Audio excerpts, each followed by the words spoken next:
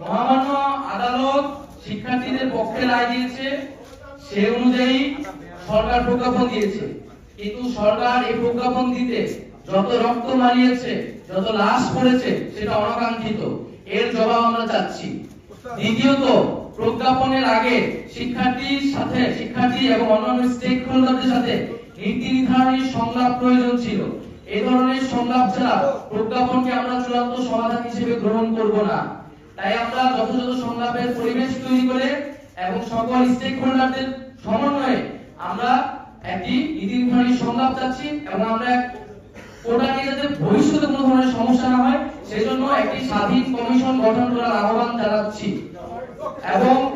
এবং এই প্রজ্ঞাপনের সাথেই কিন্তু কেবল আমাদের আন্দোলনটি সম্পর্কিত নয়। আমরা কিন্তু আন্দোলন থেকে সরে আসছি না। যারা জনগণ আমাদের সাথে নেমেছে, তাদের বক্তব্য, তাদের দাবি দেওয়া, তাদের যে মতামত, তার সুস্পষ্ট সমাধান এবং বিচার না হবে আমাদের আন্দোলন কিন্তু অব্যাহত থাকবে।